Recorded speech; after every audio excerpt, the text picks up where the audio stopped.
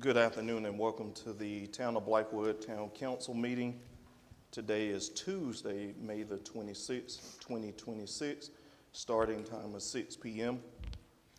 We'll follow the agenda as presented this evening, starting with roll call. Ms. Durst. Councilwoman Hovis. Councilman Brock. Here. Mayor Pro Tem Fripp. Here. Councilman McKendrick. Here. Mayor Griffin. Here, thank you, ma'am. Was the agenda posted according to state law?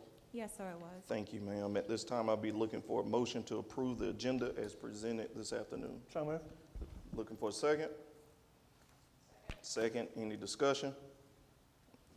Hearing none, all in favor signify by saying aye. Aye. Aye. Ayes have it.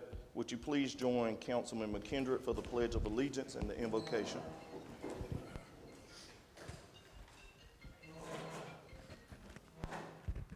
Pledge allegiance to the flag of the United States of America and to the republic for which it stands, one nation, under God, indivisible, with liberty and justice for all. Please join us for a word of prayer. Our Father God, we thank you for bringing us here safely tonight. I thank you for the people represented sitting here in the audience tonight. Thank you for the people joining us via YouTube.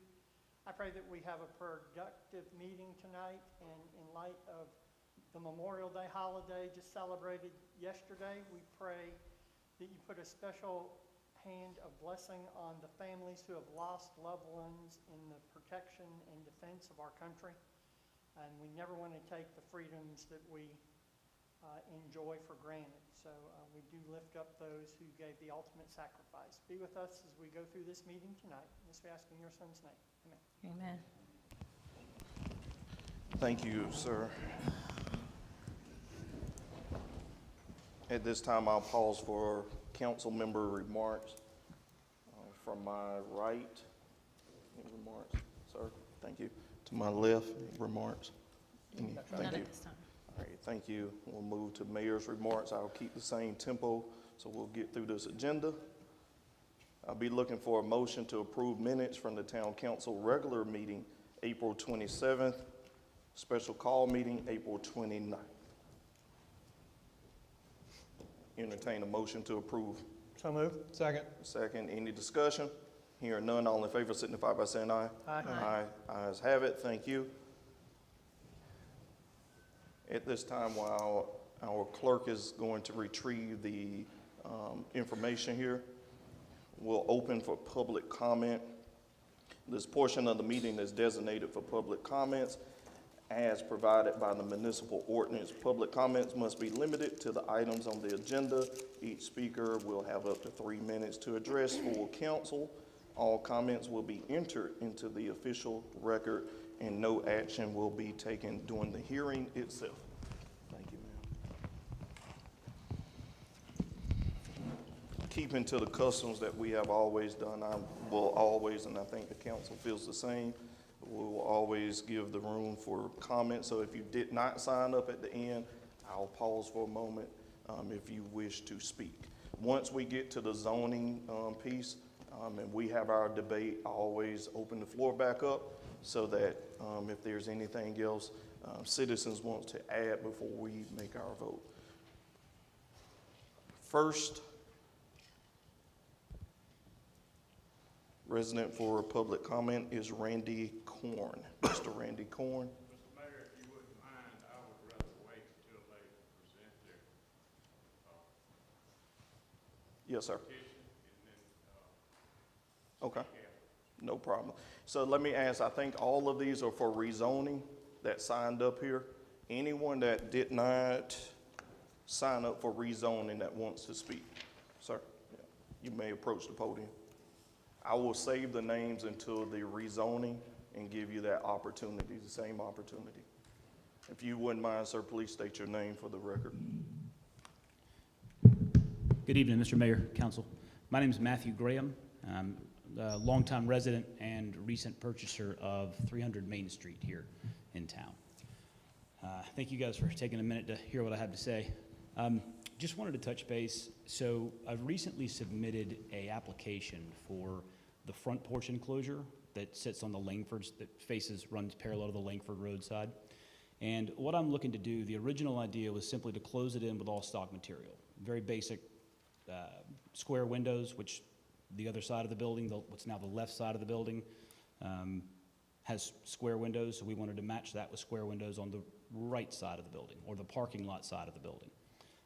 When we submitted with the bar, we sent our proposed design, and basically what happened is the group worked together to come up with ideas that they felt would be more appropriate to the historical nature and design of that building, which I understand. The complication, or the wrinkle, if you will, is that design ballooned the expense 6 figures. They wanted us to re-arch all the windows, the doors, everything was meant to be arched. And while I understand that may be more consistent and cohesive with the original design, that wasn't what we budgeted for. So what happened there is, again, when the design got tallied up, which we just got the final prices a couple days ago, we withdrew our application for the porch portion because we knew in that moment that we wouldn't be able to settle on an individual design, and we knew the expense was going to be far outside of what we originally budgeted for. So the long and the short of it is, we're in a situation now where we have crews on site, where the other portions of the renovation on the inside and some of the exterior has been approved, but the porch is not. So while I have crews on site, my expense is going to be far less than it would be than if we were to finish the work and then remobilize. So my ask here, and I want to make it a very simple, try to make it a clear ask, is there anything specific that I need to do to help expedite or facilitate any type of funding that may happen in a grant capacity for historical buildings, in that the goal is beautification of the town, we're not just trying to do what we want to do here, we want it to work, but we want to make sure that while we want to be compliant with what the bar is asking, we also would request that, because the design basically 5x the original cost, we'd like to know that there be some support from, if not the bar, then the town, to help us, A, capture those funds so we can bring that building back to life in the vision that the bar was able to put together, and then B, do it in some type of an expedited manner so that the cost doesn't balloon even further, because once we finish the work and we leave site, that's, the cost is going to go even higher if I have to remobilize, repermit, recontract everything. So I'm sure that's my time, but that's all I have. Were there any questions about that, or anything other information I can provide? No, sir. Councilwoman Fruit. I have a question. Is there Yes, ma'am. I don't know that we've discussed this, but is there a specific ask? Yes, ma'am. So the specific ask is there anything that the council or the bar, and again, this is my first time around with this, so is there anything that they can do to help expedite or even facilitate any funding? My understanding is that the bar had lengthy conversation about trying to go after funding, but they weren't able to do it at the meeting because it wasn't on the agenda. So I understand there was a technical reason why they wanted to make a motion but couldn't, because it wasn't listed on because they didn't know either, to be fair to them. They didn't know that the changes were going to end up like they were. And so it's hard to make a motion to do something when you don't know in advance how it's going to lay out. So it's kind of a clock issue, if you will, where if otherwise it could have been a motion at the time, it couldn't be. It would have to go on the agenda for the following month. And by that time, we're going to be out of time. I think I was asking more of, is there a ballpark or even a specific dollar amount that you would be asking us to help facilitate? So with the design we put together, our cost was right at or just below $25,000 because we were just focused on the porch side. But when the bar looked at everything, we had to make changes to all 4 walls of the building, redo all the walls, take all the brick out, arch everything back to its original fashion, because it's since been changed from the original arch to square.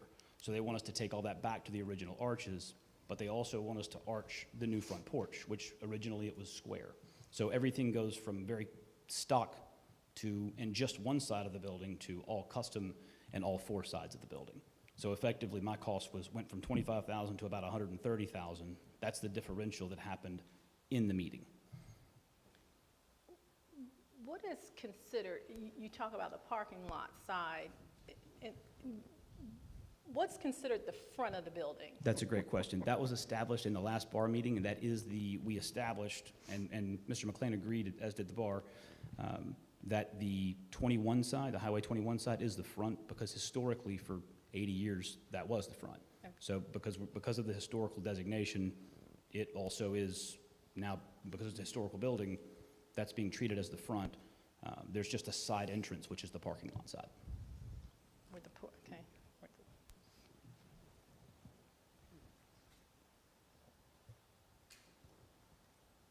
Councilman Brock?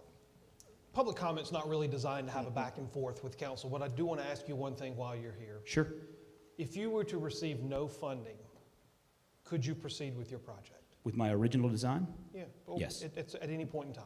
With my original design, yes. If it Are was- you bound by the stipulations that the bar established at their prior meeting? Yes. To my knowledge, yes. That's true? Okay, thank you. Yes, sir. Anything else? No, sir. Thank you. Thank you, guys. Y'all have a good night. All right. We'll close public comment at 6:11, ma'am. Moving to boards and commission updates. Item A, Doco Meadows Park Foundation, Councilwoman Hovis. No update at this time. Thank you, ma'am. Central Midlands Council of Government, myself. I will be sending some, by way of our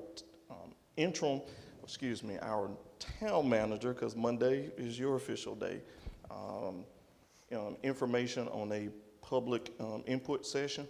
I'm waiting on dates for June from the COG, so they can get public input on the US 21 corridor, Reimer Pond, Langford Road, Blythewood Road, Boney Road, on those corridor pieces for our regional planning for resurfacing sidewalk projects.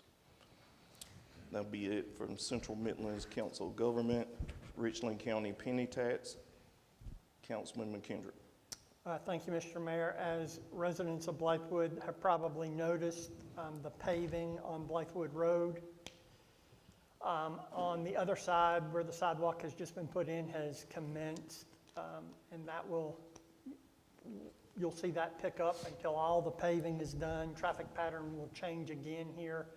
I believe it is in about a week and a half to finish paving on the other side. Just please pass the word, be careful going up and down Blythewood Road, especially in front of the Scout plant where that widening is happening, but that is, weather obviously played a little bit of a part of that, but that is slated to continue. It's the only update from TPAC. Thank you, sir. Staff reports, financial report, Financial Director, Ms. Edwards. Good evening, Mayor, Council. The total revenue for the month of April is $560,604.85. Year-to-date is $4,553,654.85. Our expenses for the month of April is $358,163.99, and year-to-date is $1,951,062. Thank you, ma'am. Any questions for finance? Mr. Mayor, Councilman McKendrick. and Ms. Edwards, this would be to you and probably interim town manager. On the line items of the budget that were plotted at $1, and we charged things against those line items, are we going to bring those back before the end of the year, which is next month, in a budget ordinance? Or as long as we didn't go over in that specific category of the budget, are we going to let that ride? It's our plan to let that ride. If we didn't go over in that specific category, or let it ride, period? Completely. There were no expenditures to any of those line items that I would consider substantive. They were operational, truly operational. We didn't do anything that was not either part of maintenance or general upkeep. We didn't make new purchases or enter into any new agreements on any of those. So we expense those to the appropriate line items. In a perfect environment, we would have made line item adjustments. So I guess I want to ask that in kind of a two-part question then, is if it's your desire that we would have available resources in those line items, I have the authority to do line item adjustments, and I can certainly do that so that they're all covered. My recommendation, however, is that we would allow those to take a negative, and therefore it would show as a variance. And so when you do your audit, you'll see that $1 was appropriated, but maybe we spent $7,000, and it'll show a negative $7,000 variance. I think that's the cleanest way for it to be reflected in your audit, but we certainly have the ability that we could move resources to do that. The second part of that, I think the point that I want to make is that when we adopted the budget, we adopted it in a way that held those contingency funds that would not require an amended budget. It was very, very intentional that we did not need to do an amended budget as long as there were resources to do that.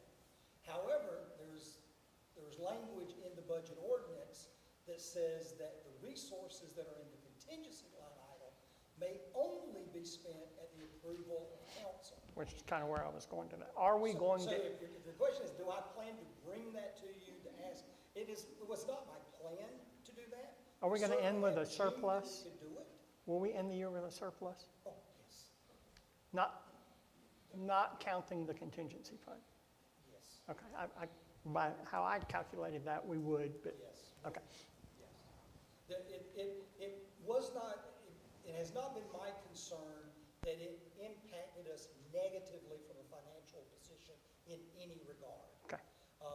And I think that the financial report reflects our true standing. So we didn't take those expenses and book them somewhere else. We booked those to where they should be booked. And so when you see a negative, it's truly because we have had expenses in those line items. Where we just placed a did not have dollar. appropriation. All right, and then the one where we did have appropriation was the manor capital improvements. So we had a list going into last year's, or 25-26 budget, that the ask was for $2,800 for the manor capital improvements, and we've spent $13,500. So we've done things either that were, number one, more expensive, or more involved than the $2,800 we thought. Correct. But you're comfortable with those were manor capital improvements that coincided with council's desire? It's my, yes, sir, that is my belief. Okay. Okay, I'm good. I was going to ask for a drill down of what was in there, but I'm good. And we can certainly provide Nope, that. if that's your Because explanation, we have it- I'm we have it good. itemized. Yeah, Certainly. understood. Thank you. Yes, sir. Thank you. Councilman Brock. Mr. Mayor. Mr. Driggers and Ms. Edwards, I'm looking at inspection and code enforcement 104310. On line 1043-10440, service maintenance contracts, we budgeted 105 and we've currently spent 483,000. How did we miss?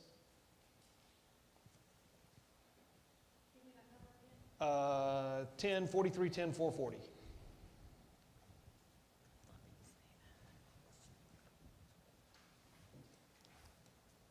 We're like $380,000 over budget, and that's material relative to the other ones where we're over budget. I'm just curious how we missed. That's,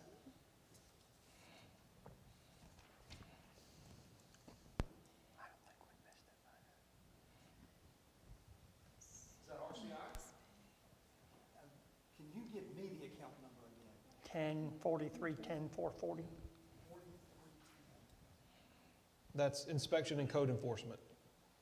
Oh, that's RCI. Is RCI? Yes. Okay. All right, so we have revenue that offsets that. And so I can tell you exactly why that happened. All right. When we did revenue a year ago, we originally projected that revenue to be much, much higher.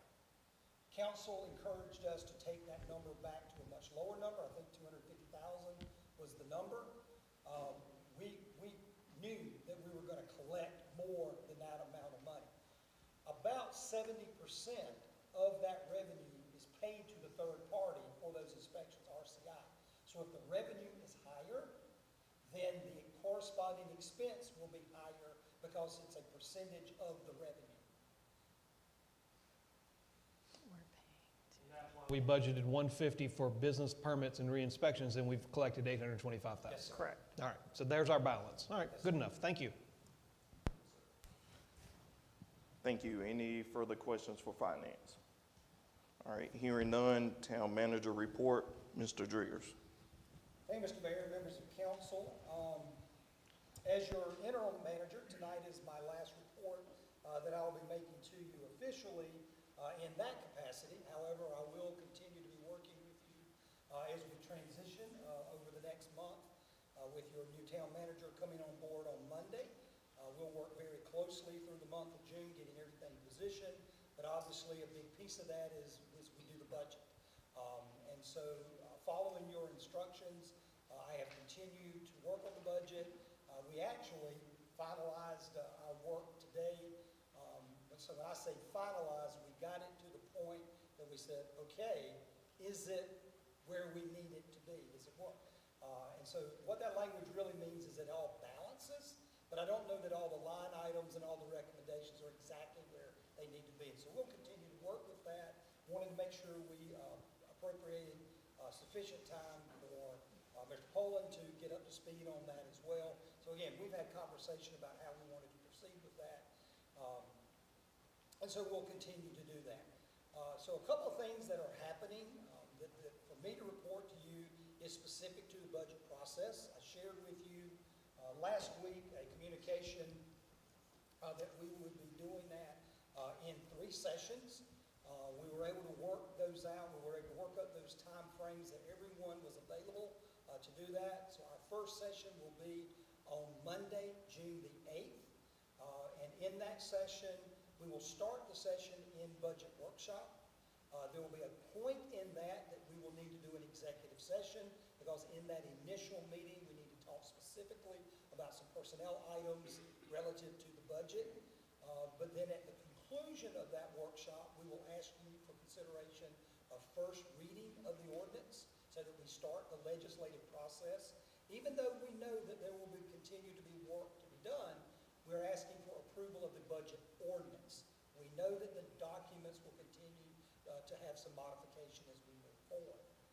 As we come back in on, so anything that you give us to make amendments to make any changes, anything that you may recommend, we will bring that back to you at your at your June 17th meeting date. That will be the date of the public hearing. So we will start that meeting off with the public hearing around allowing the community to ask any questions, to give any input, any suggestions that they would like to see relative to the budget. You'll then go into workshop and we will work through that. We will continue to make any amendments or changes that you would see fit to do so. And then as we finish that work, we'll make those changes if there are any, and then we will bring that final budget back to you at your regularly scheduled meeting on June the 22nd for second and final reading at that meeting. I am hopeful that you will be presented a budget that you believe allows for your vision of priorities that you've already set for the municipality moving forward in the new year. There'll be a number of things for us to share, but we hope that we've captured much of that. But the workshop setting, let me back up and say this. Typically, in a manager form of government, the manager would present the budget to the council, and it would be up to you to make amendments. Literally, I move to amend line item XYZ, 1, 2, 3, from this amount to this amount. And you would vote on each of those amendments up or down. That is typically how you would do that under a manager form of government. It's clear to me that we have a long history of our budget workshop process, and so I wanted to make sure that we are still recognizing that we don't necessarily change our course of action and the way that we do things overnight.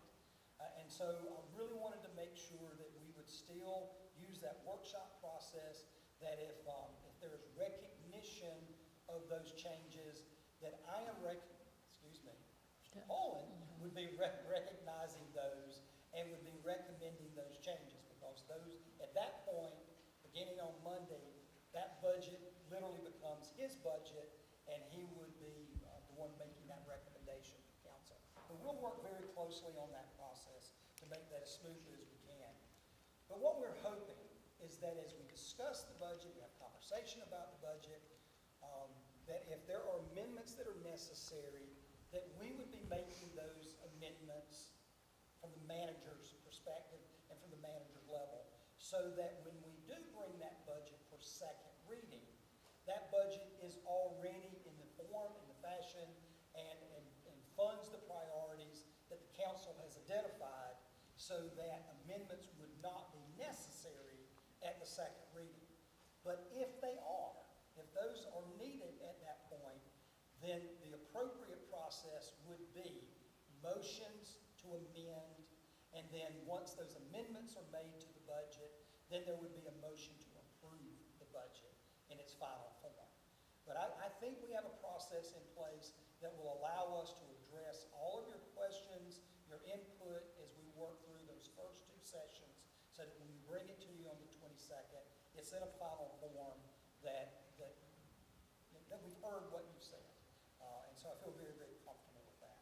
Are there any questions about the budget process? I do want to offer one additional comment to the communication I sent to you last week. It was originally my plan to get that out to you next Monday, so that you would have a full week to review that before we meet on the 8th. I do need to ask for some grace in that, because Doug will be seeing that truly for the first time as we start meeting on Monday and Tuesday. I think it's more likely that you're going to get that around Wednesday or Thursday for Monday. That does give me heartburn. Well, here's the thing. I'm for No, it first. no. Here's my concern. I'm not trying to derail anything. My frustration, and the mayor can certainly attest to this, last year was we were behind the 8 ball in budget workshops, understanding where the money is allocated, where it wants to be spent. And we pushed to do it last year. We pushed to get the workshops in last year. By state law, do we have to have 30 days between first and second reading, or are we okay in the? It's just 15 days. No, it's 15 days for a notice of the public hearing. It's 7 days between meetings. Okay. And then the fact, And you've got the 29th. yes, Following the 22nd, that if you're just not ready to make the approval, you have a solid 7 days between your meeting on the 22nd and the following Monday on the 29th that you could meet for the exclusive purpose of adopting the budget. I don't think that will be necessary. but for the legislative process to work, we have to vote on a budget on the 8th first reading without really having lived with that budget for a couple days.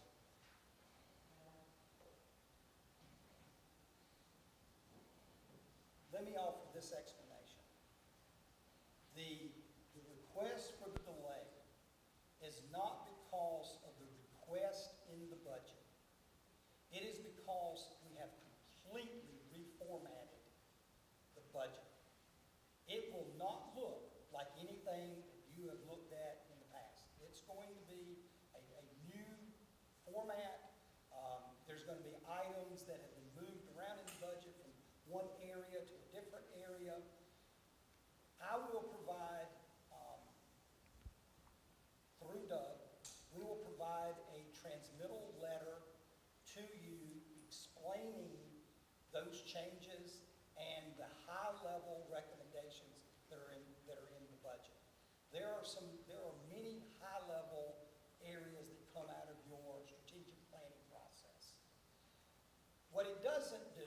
it doesn't spend a lot of time explaining if a line item went from $1,800 to $2,200.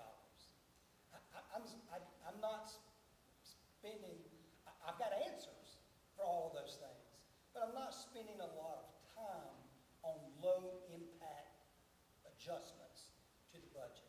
I'm really trying to look at it from a programmatic perspective and identifying how the budget allows you to achieve the priorities that you've established. That these are the things that can be accomplished, and we'll do it that way. I know that there can be a little bit of, there can be a little angst when something looks different and is presented different than it has been in the past. But this is new for, I think, everyone in the room, maybe except for me, just because this is the process that I've used for a long, long time. But just because I'm comfortable with it, you have to be comfortable with it. I absolutely get that. The time that I'm asking for is because we've got to verify that our formulas are all correct. We've got to make, again, the sheets you've used in the past, we've thrown all those away. We're not using any of that. And so it looks different, it feels different, but I can assure you it functions so much better.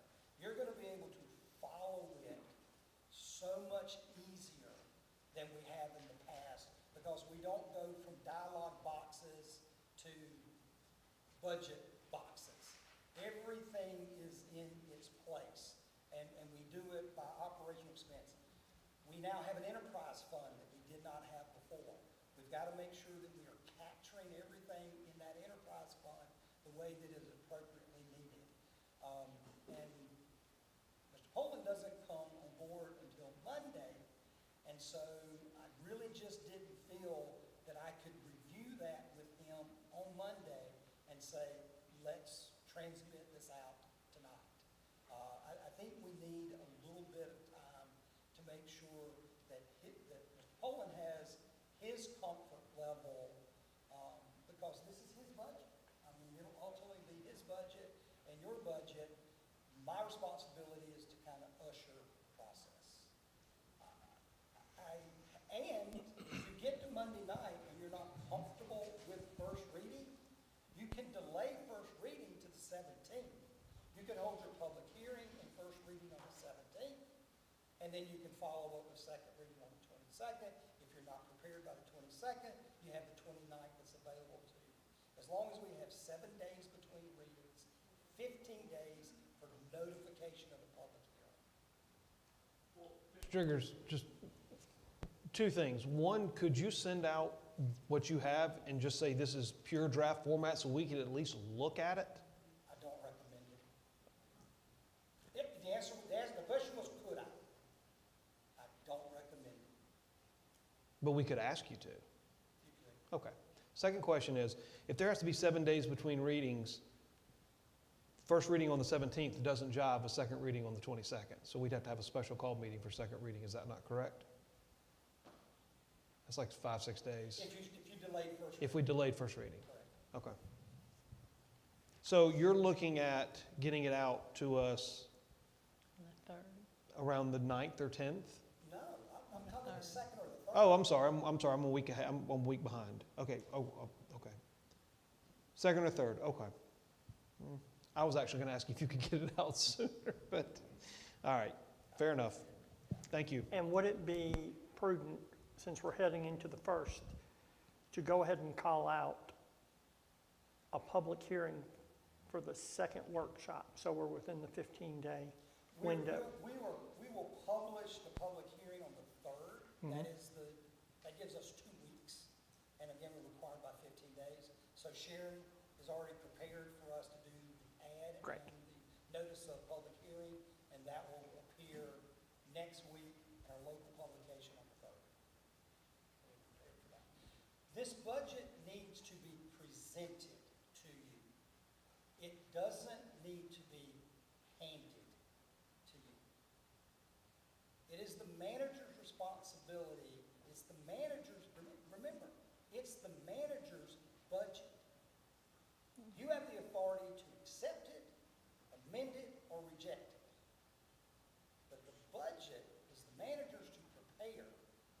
sent to you to either approve, amend, or reject. That's the form of government we have adopted. All right. One more question. Timing. We could pass an ordinance moving forward that says that the budget has to be delivered by X date. Sure, Could we not? sure. And then that eliminates the backs against the wall issue that some of us feel like we're facing at the moment. Yeah, that's an interesting point. I went back and looked at the dates of first reading and second reading for the last 3 years. They were all done in June. I don't think both of them were done in June. Last 3 years, they were all adopted in June. They were first readings, public hearings, and second readings were all in the month of June. What about budget workshops? I think you're though? correct. Some workshops, Budget workshops were prior to that. right? Yeah. Yeah.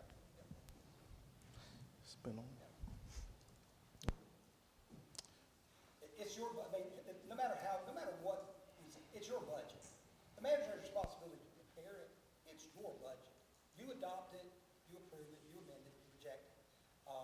And we want to make sure that we get it right. And that's the bottom line, is that it's different than what you've seen in the past. And my fear is that to receive it without presentation will create many more questions than you would have if we're allowed to present it to you.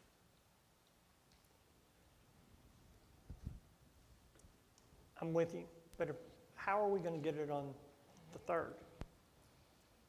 Oh, But you're going to give a letter of explanation when you send the budget out. There'll be a transmittal letter. Okay, There'll be a transmittal letter that goes with the document you receive in advance, but when we come in on the 8th. You'll be the budget will presenting it. presented. okay. Yes. Yes. Okay. Very, very good. I do want to make you aware that our planning commission is meeting next Monday on the 1st. The planning commission, you may get some questions about this, and I want to make sure you're aware of it. There is an annexation request that is coming to us from Richland County. There's a parcel of property in the middle of the Scout Motors site. It's a little less than 6 acres. The property was previously owned by Fairfield Electric for the construction of a substation. The substation was not constructed.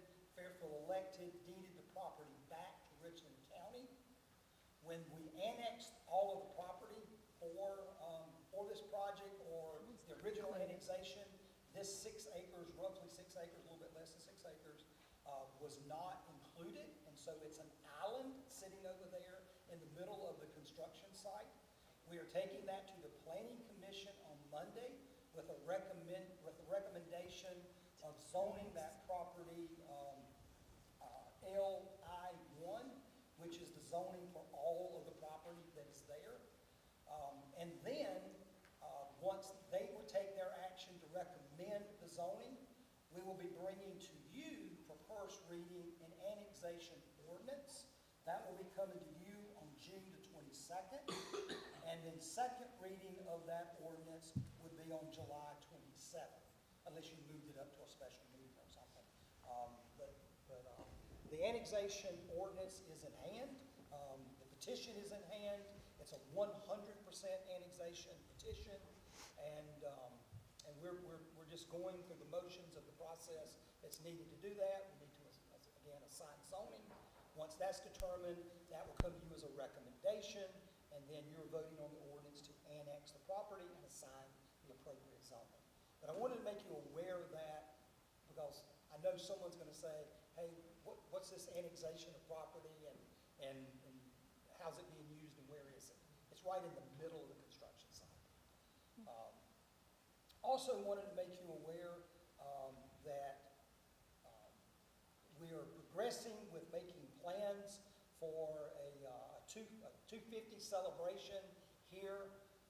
There's been lots of inquiry, suggestions by members of this council that we would like to do something. I would like to invite Jordan Langford Langland to come to the podium for just a moment.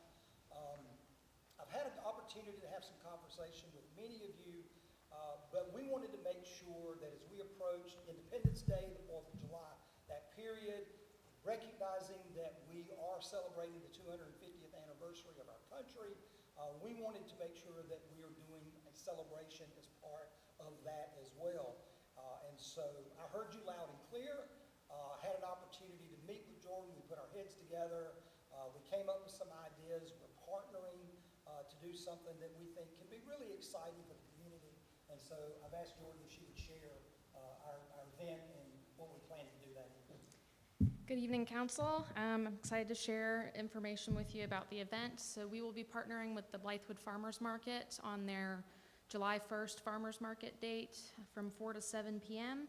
We will be giving out 250 free dessert tickets. There are going to be 2 vendors at the farmers market.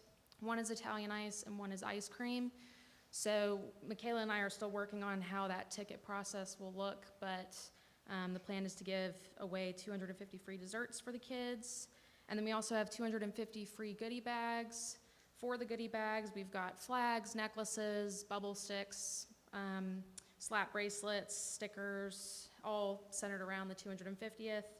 And the SC 250 Commission, if you fill out their form, they give out free merch for the 250th. And I filled out that form. I haven't heard back from them, but I'm also hoping to get some merch from them for free to have at the tent.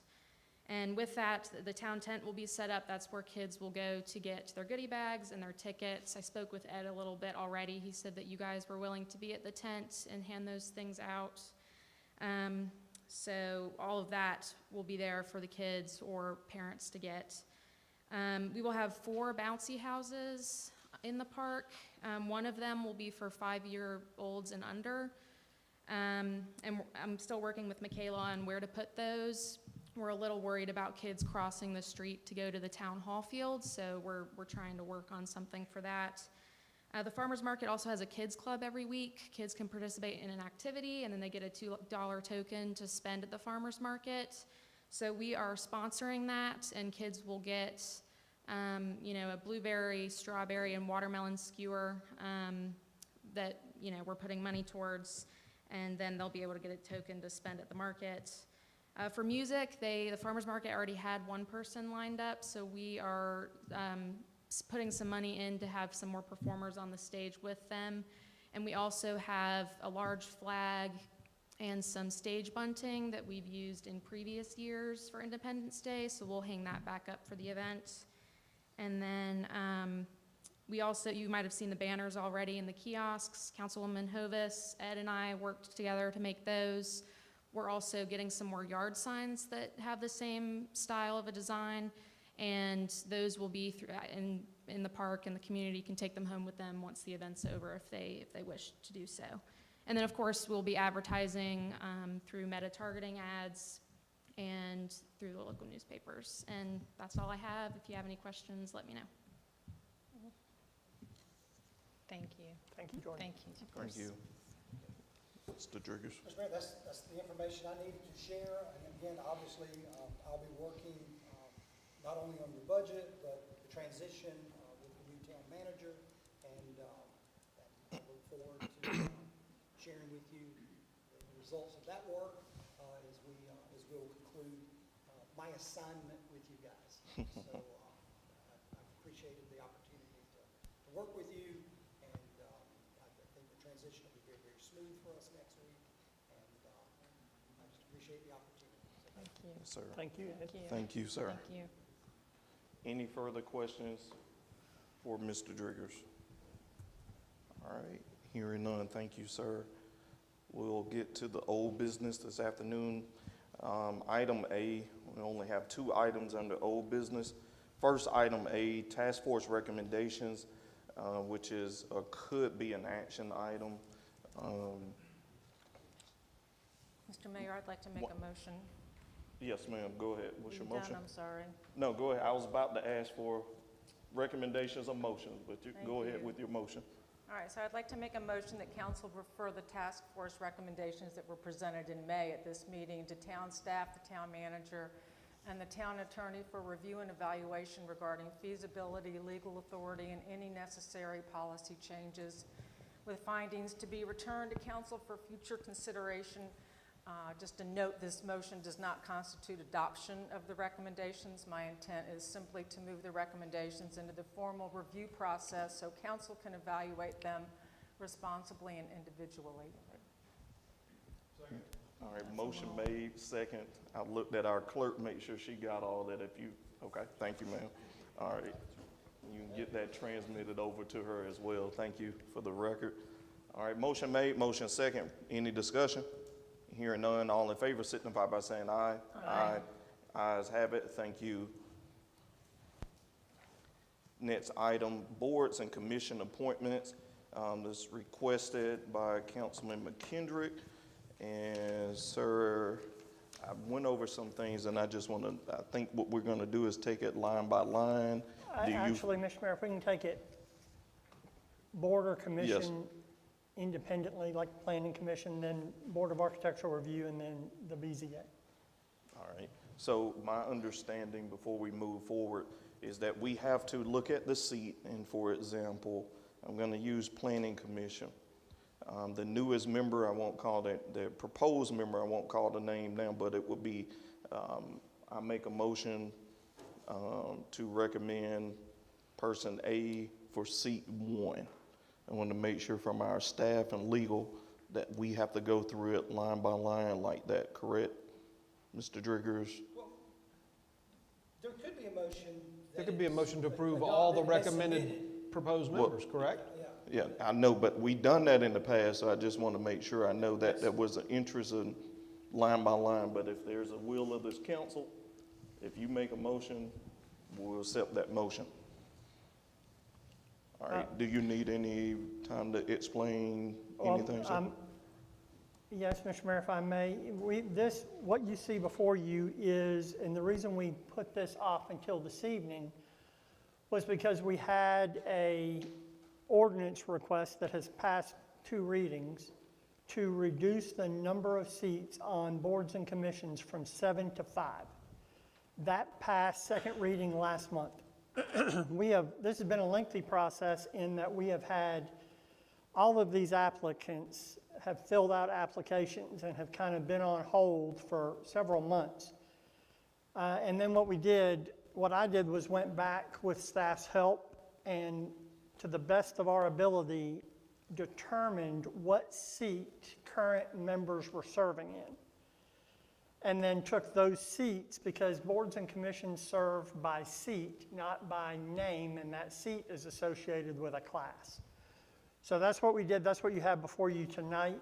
So if it's the will of the council, I would make a motion that we take planning commission first, and we will be appointing 5 seats. And I will, for the record, and Ms. Durst, I will read. The recommendation would be for seat 1 to be Frank Farrow. He would be serving on a term that would expire 9/30/27. Seat 2 would be Corey Mitchell. He would be serving the same term expiring 9/30/27. Seat 3 would be Bill Toms, who would serve till 9/30/28. Seat 4 would be Mark Greenwood, also serving to 9/30/28. Seat 5 would be Marcus Taylor, serving until 9/30/29. And just for the record, there is continuity on this board, being Marcus Taylor and Bill Toms, who are both currently serving. That would be in the form of a motion for the Planning Commission. Second. All right, any discussion? I have one item on discussion. Have you notified the other members that, have you had communication with them? No, sir, my communication, several of these applicants on all boards and commissions were people that I encouraged to apply, and other members of council have as well. So everybody who is a proposed member has been reached out to make sure they were still interested in serving. Mr. Mayor, administratively, staff would send a thank you letter for anyone who's either terms are expiring or they're rotating off.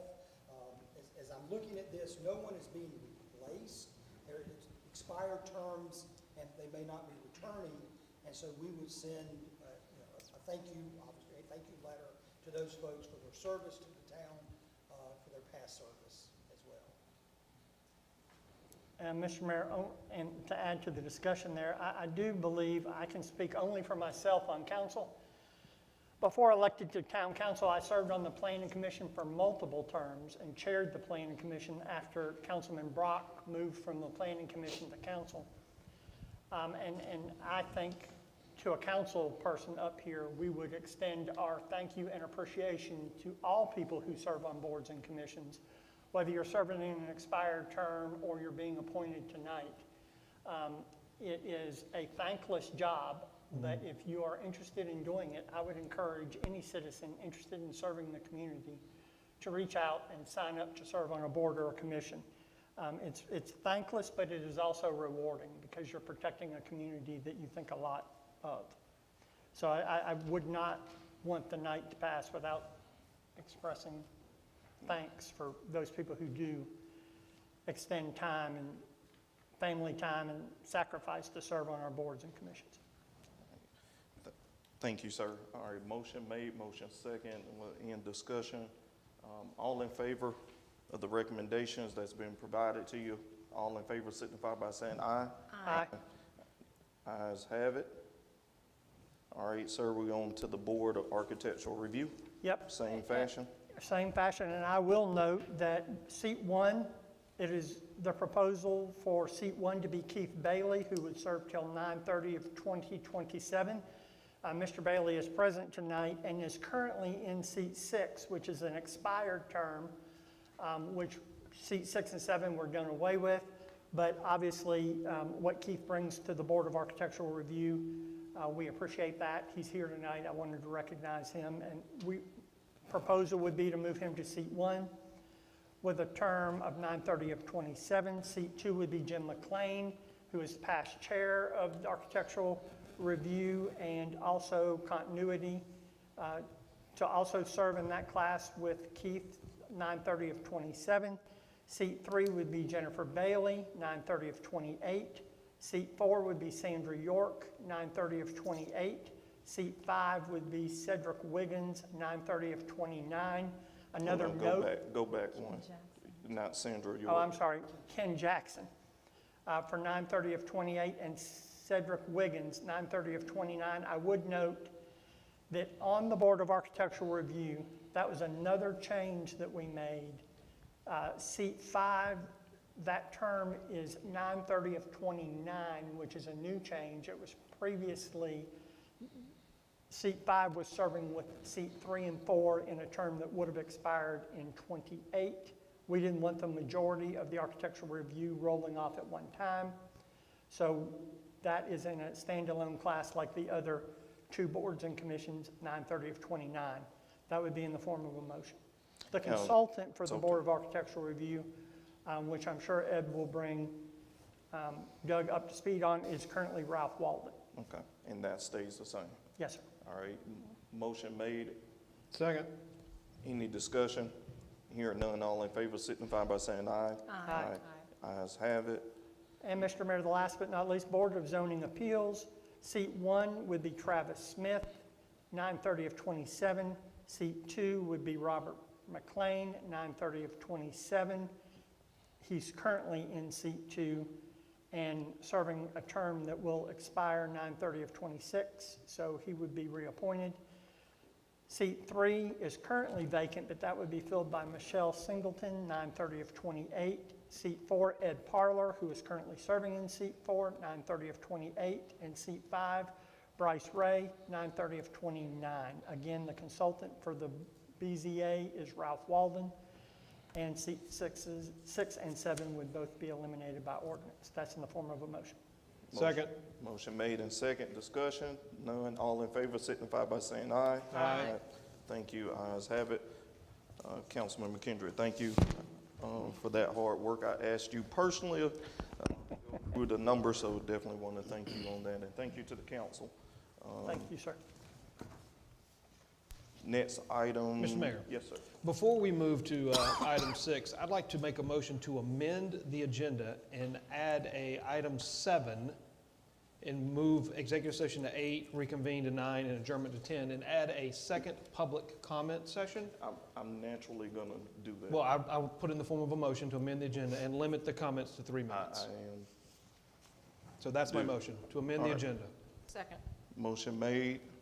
Second. Any discussion? All in favor signify by saying aye. Aye. Ayes have it.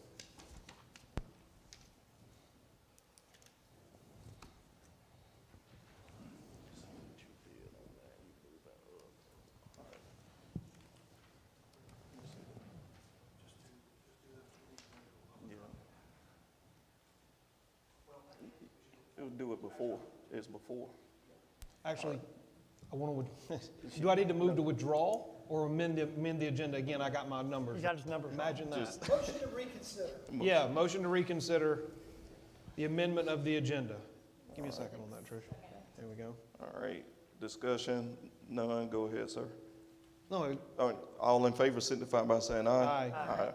Go ahead, sir. all right, I move to amend the agenda, replace item 6 with an additional public comment section, moving all items, new business, executive session, reconvene, and adjournment down 1. Yes, sir. Motion made to move public comment up. Yeah, put it at 6. Motion made for public comment. All in favor? I need a second. Second, discussion? None. All in favor signify by saying aye. Aye. Ayes have it. Clarification, are you asking for comment before these items are discussed or after? Before. Yeah. So make sure. Well, Just like we have it here before, let's put it before these, before we. Just for clarification. Well, if we're asked to take action on these items and public comment is after we've taken action, what's the point of public comment? The purpose of my question is because we had an individual who asked After. to make his comments, but he And- wanted to do them after the presentation. And that's normally what I do. I open the floor, so it really wasn't a need for that movement because I always open the floor to give citizens that space before we vote. But the motion that was just approved Yep. was to do it Before. prior. Yep. So, I'd rather do it. That's the motion that was passed. Yes. I'd rather do it prior. Yep. all righty, and let's move forward. All right, so we're gonna move to public comment. This portion of the meeting is designated for public comments as provided for by municipal ordinance. Public comments must be limited to the items on the agenda. Each speaker will have up to 3 minutes to address council. All comments will be entered into the official record, and no action will be taken during the hearing. Ms. Durst, I'll ask if you keep up with time, please, if you don't mind. I'll assist. All right, so we're going to open public comment. When I call your name, please come to the podium. Mr. Randy Korn. I know, sir, but I know you wanted to speak afterwards, but council wanted to move it up. This is your moment to speak here for these 3 minutes.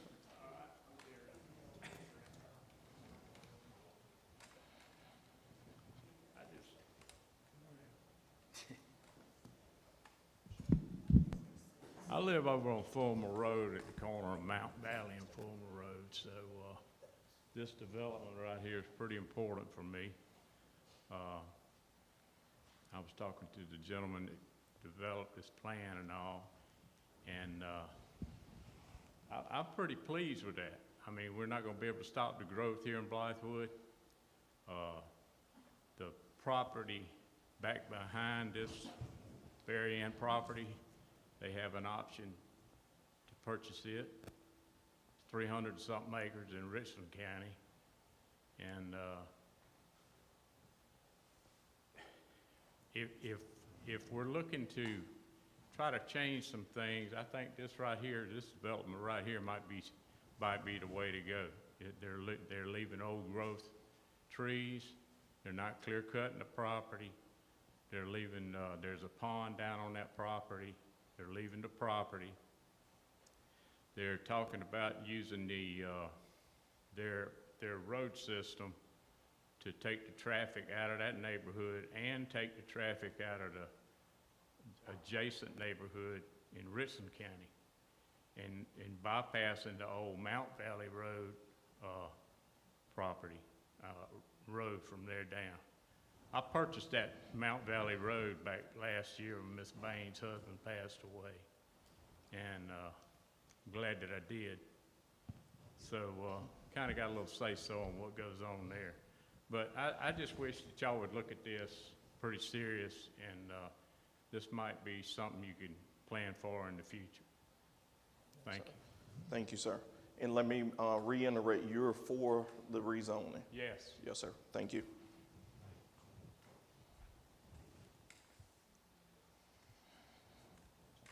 All right, next person, Jeff Brown.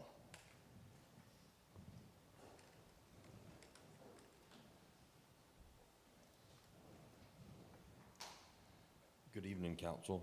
I've got some written notes because I don't speak real well. So I am Jeff Brown, and speaking on behalf of Miss Becky Price Berrien. She was feeling ill and a little under the weather today, and she could not speak for herself. She did, however, want me to express her feelings and the confidence that she has in this project. She is absolutely pleased with the development plan that South Fork has presented. So much so that she looks forward to the project because she is not leaving the area.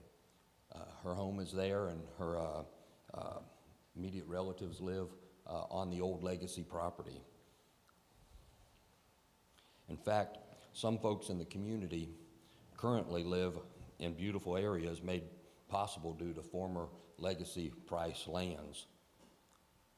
We feel certain that you will not find any project like this in the Blythewood area, much less development plans that have some 60+% of the area set aside as green space. This is completely remarkable. Ms. Berrien and her family and others hope that you will see that great plans have been put in place to ensure that a beautiful footprint for a neighborhood with beautiful natural landscape features are preserved for those that choose to live there. Thank you very much for your time and consideration. Donna, M-E-A-R-E-S? Meares, thank you.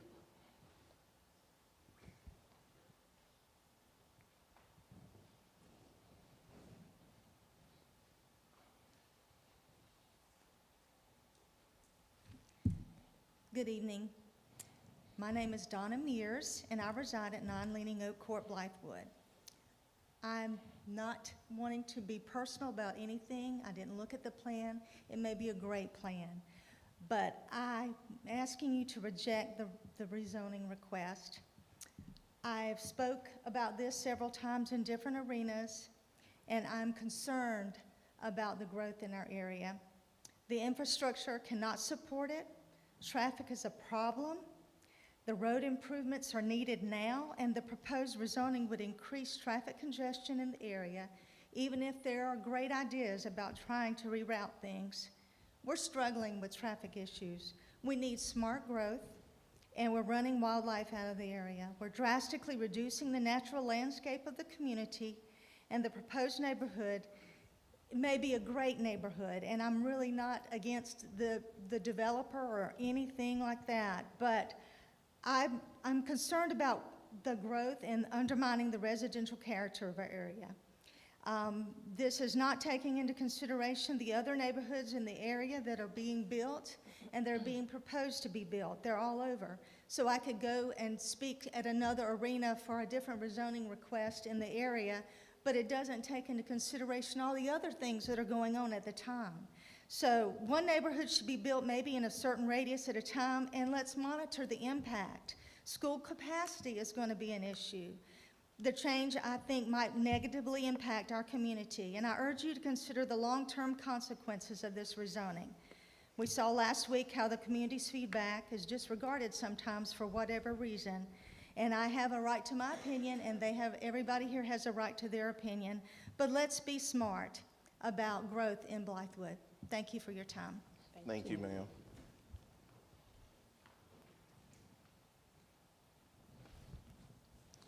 Next is Chuck Hip.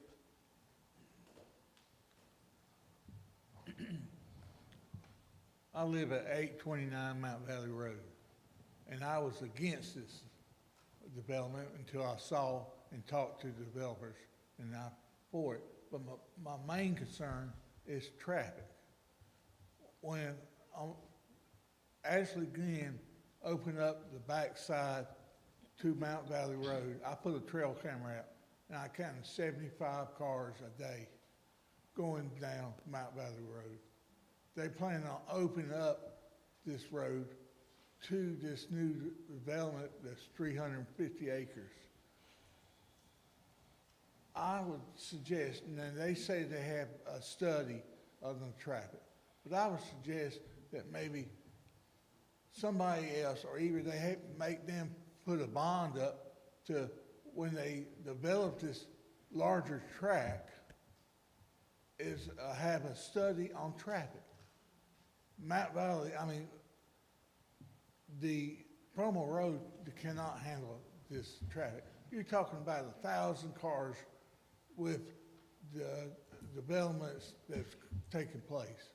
So I was just ask y'all to really consider and look at the traffic.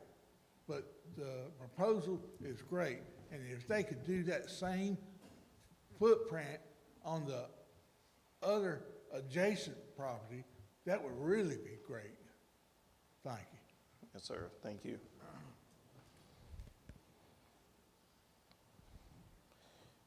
David Hartfield. Hi, my name is David Hartfield. I made a few notes because I'm not too good at speaking. So I moved here on August 26, 1989. Me and my wife raised 3 children, and they are raising 5 children here in Blythewood. So we are invested in this community. When we moved to this community, it was bigger lots, it was country, it was horse farms, and now they're proposing, I think the rating is an R5 for very small house lots.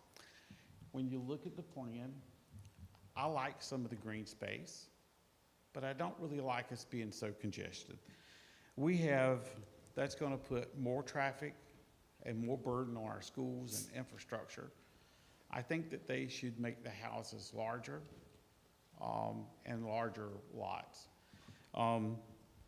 As I am just paid off my house this year, when you get old, all you have is your 401k and the value of your home. And I think that if they're building the smaller homes, where they're at is still on the little bit lower level. They have Ashley Glen across Mount Valley.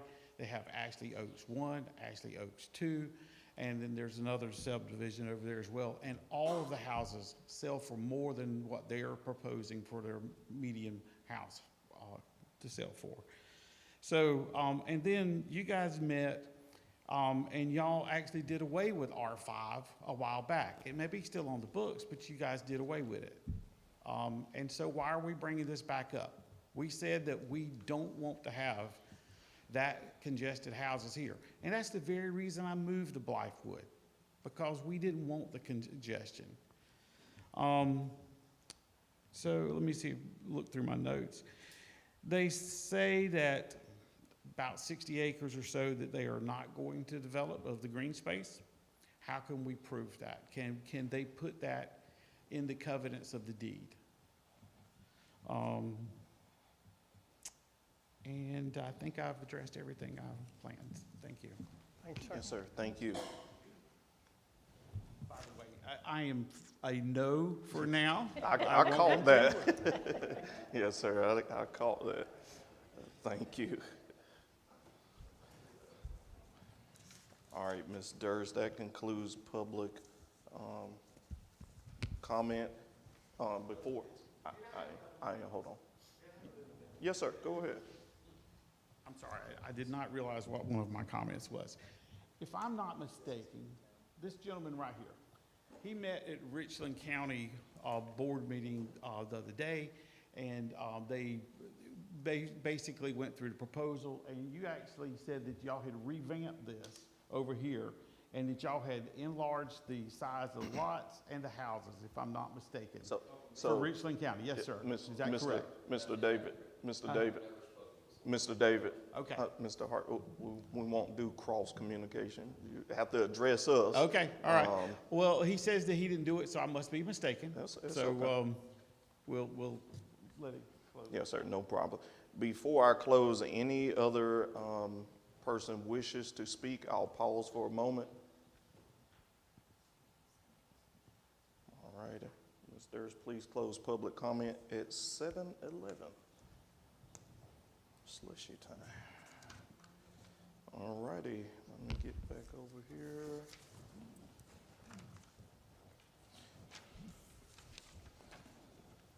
All right, new business.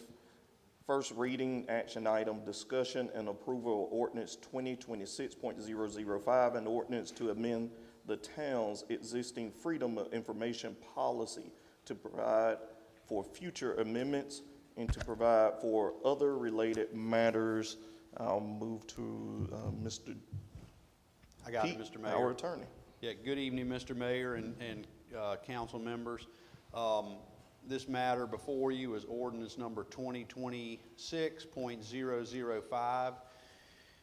For your consideration is a Freedom of Information Act policy to be put in place. As everyone knows, at various points, I think over the last 4, 5, 6 months, there has been discussion about FOIA matters and concerns. And so this policy, I think, tries to put some of that into effect. There's nothing, I'll say, there's nothing earth-shattering, groundbreaking that is in this policy and in this ordinance. The ordinance itself is basically just adopting the policy and then stating some other administrative things about the policy. The policy itself is all of the really the meat. Granted, most of this policy is taken from the model policy from the Municipal Association of South Carolina.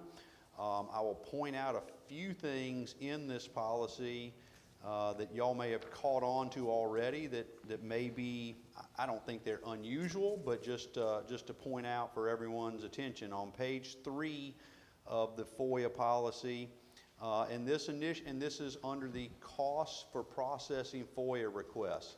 And then there's a fee schedule under that first paragraph. But most of this language here tracks the language in the Freedom of Information Act. That the first couple lines talk about calculating the costs and fees for complying or for providing records. And this policy states that the fees shall not, and I'm reading from subsection A here, shall not exceed the actual cost of the search, retrieval, and redaction of the public records at the prorated hourly salary of the lowest paid employee who, in the discretion of the custodian of records, has the necessary skill and training to perform the request. So there is some discretion there given to the custodian of records, who is normally the town manager, as to who would have that necessary skill. And then in parentheses after that, it is specifically stated that within that discretion, it may include that lowest paid employee may include the use of an attorney to review records at the attorney's standard hourly rates. It also may include the use of a vendor to conduct the search and retrieval. Nowadays, as we know, we don't know what kind of requests we get. We don't know where those records may be and what form those records may be. So this policy specifically contemplates that the use of other, I guess, employees and vendors, agents to do this search. And that's why if you go down to the fee schedule, right below that paragraph, there's a 25-cent per copy charge for hard copy of records. That's easy. Most of the time, though, records requests that we get ask for electronic records. Hardly ever are we putting anything on a copier. The next item there is the charge for the actual cost to search, retrieve, or redact records. And there, that is where the discretion comes in. There is almost no way to insert a uniform charge in that location. That may change depending on how the request is being fulfilled, whether it's being fulfilled, say, by Jennifer or Sharon, pulling together some records, or whether they're being reviewed by an attorney for proper exemptions and redactions. So I wanted to point that out. And then on the next page, page 4, the section right above where it says prohibition on use for commercial solicitation, it indicates that notwithstanding the discretion provided to the custodian of records concerning the setting of fees, and that's what we just talked about, there is that discretion to the custodian of records to just set those fees. But once those fees are set, depending on who that lowest paid employee is for doing that request, at that point the town shall not otherwise waive or discount the cost or fees, and the costs or fees and fees shall be uniformly applied to each requester. So that is proposed to be in this policy. I'm certainly open to any questions, but I at least wanted to point out, again, I don't think those sections are anything groundbreaking or earth-shattering either. But I wanted to point those out as things that may be, may have needed some more attention than the rest of the items in the policy. Certainly open for any questions that council may have. Thank you, sir. Any questions for council? I have a question. Councilwoman Hovis. Where did we address third-party retrieval costs in here, which was really the origin of why we redid all this, the third party charging us money that we really couldn't articulate to the consumer? Right. I think that's what was addressed on page 3 of the policy, where the Freedom of Information Act specifically allows that a town can charge for the actual cost of the search, retrieval, and redaction of records. And then in parentheses, it was added that may include, just so everyone is aware, that may include the use of a vendor. That's the third party. It may, in that parenthetical at the end of subsection A. So that may include the use of a vendor, third party, to conduct that search and retrieval. And if that is the lowest, that may be the lowest paid person that can do that search and retrieval. So that's where that is. That's where that's considered in this policy. Okay. So essentially nothing has changed, is that right? I mean, probably not, but Okay. This is trying to deal with that at any direction of council. I mean, I haven't heard anything different that we want to charge just one flat fee for some type of charge or what it is. But I mean, as everyone realizes, there may be certainly more costs, significant costs, than just putting a few sheets of paper on a copier and copying those. As a matter of practice, we did discuss that there seems to be an acceptance that the records that we could retrieve from any individual. So, for example, if there is a request for emails from the town manager to someone else, that we can ask the town manager to provide all of those emails that he has in his system, and that would be our record. What came into issue was us going to a third-party vendor requesting that they do the search rather than us having the individual do the search of their own records. Council's communication to me was they thought that was perfectly acceptable, that the individual would provide that information. And if that is acceptable to this council, and that is acceptable to the person who's making the request, then there's no reason that we can't do that. There's nothing in this policy that would prevent us from doing that. So that implies, and I trust everybody on council, but it does rely on a level of trust that everybody does the right thing, which we know is not always the case. So I'm not sure I'm 100% with that. Well, Councilwoman Hovis, the remedy to that would be the requester could seek legal action in a court of law if they wanted to. Mayor Griffin and I have actually been through this exercise before. And what we provided, as far as I'm aware, has never been questioned, and we self-pulled. So, It was questioned later. well, they can question it all they want, but have at it. The fact is, we complied with what I believe statute required us to do, which allows us to self-pull.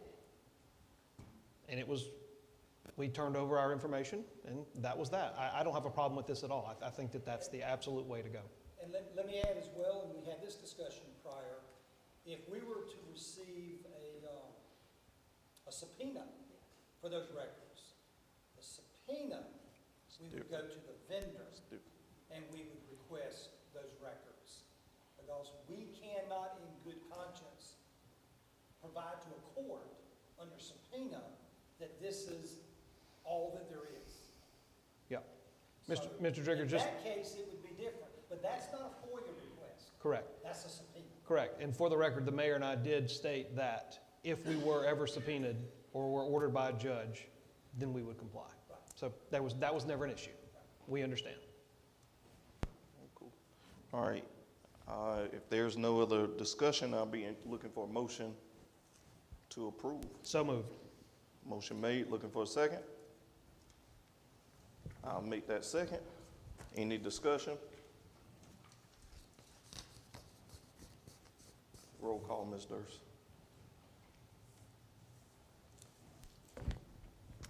Councilwoman Hovis, No. Councilman Brock, Yes. Mayor Pro Tem Fripp, Yes. Councilman McKenrick, Yes. Mayor Griffin. Yes, thank you. First reading passed 4-1. Mr. Mayor, Yes, sir. if I may request, since this next item may have a bit of a discussion, could we get a 5-minute recess? Yes, sir. I'm looking for. I'll make that motion. Motion for a 5-minute recess, second. Discussion, hearing none. All in favor, signify by saying aye. Aye. 5-minute recess.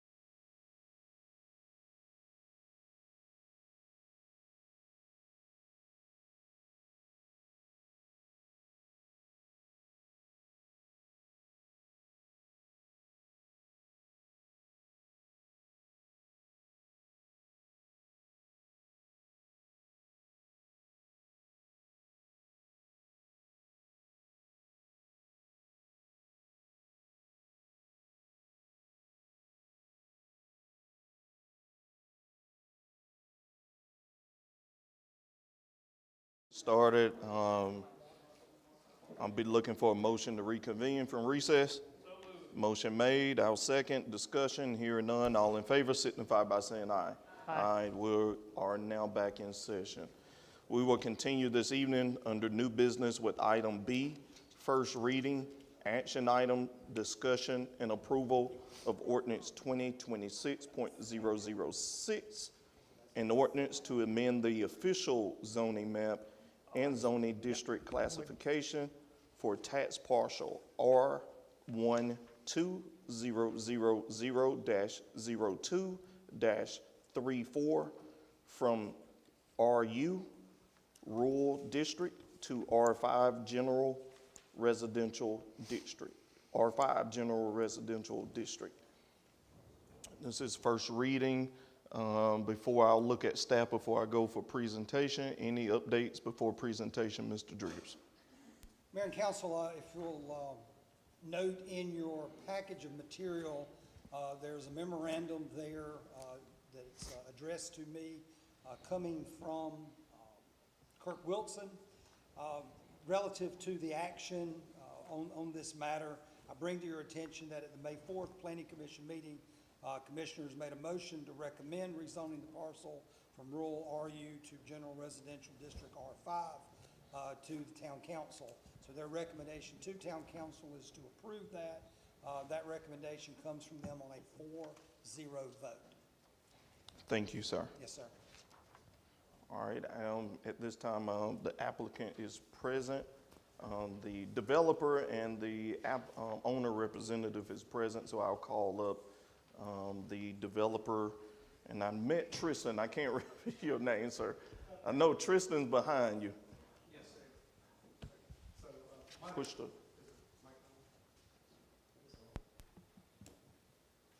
Test. There we go. All right. Thank you, Mayor Griffin and council members. We're actually excited to be here tonight.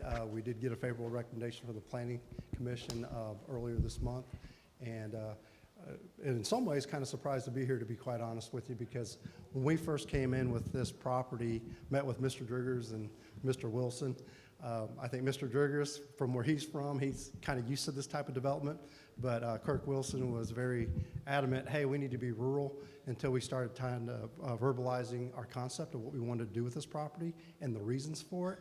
And eventually he got excited about it, and he too feels like this could be a model for how development could go forward here in the town of Blythewood. But just to kind of get started, again, Brandon Pridemore, Arjo Harrison Associates, I'm the president, and I am the lead development consultant for our firm. Been in business for over 25 years. Don't let this baby face fool you is my joke. I just celebrated my 30th year this past month of doing this for a living. But we are from the TK Fort Mill area, so we understand growth and the challenges that comes with it. Tristan Walliser here with South Fork Ventures. He is the acquisition manager. I've been part of the team for 6-7 years. South Fork is pretty much a family-owned company. It's two families that got together and have been developing in and around the Charlotte market at the start, and they're now in Charleston and other places. And so, you know, they try to focus on quality developments, small towns as well as big cities, just trying to put together nice projects. And then as well, as you noted, Mr. Mayor, we do have the representative, Mr. Brown here, for the seller, Ms. Berrien, who couldn't make it tonight. But if we could go to the next slide. This was just kind of a general vicinity map. We're right there, kind of at the top of where Mount Valley, which is an existing gravel road that's county maintained, meets into Fulmer Road. The Berriens had subdivided that earlier this year, and so we're left with about a 61-acre piece of property. I do want to note that the parcels that the Berriens broke out, they're actually going to continue to reside there and plan to build. So our nearest neighbors are going to be the Berriens themselves. And so I think they were very proud, as Mr. Brown had noted in his letter that he had read on Ms. Berrien's behalf, and she's going to be living next door along with her family. So, you know, the people most impacted are happy to be there. But if you look at the property, it's well situated. And, you know, the bigger part I think that the Planning Commission didn't realize was, you see all that bare spot at the north, just to the north of our property, that's the Scout Motors site. And Scout has fundamentally changed what's happening in this area, as we can all acknowledge. It's going to bring a lot more development interest. It's going to bring more industry.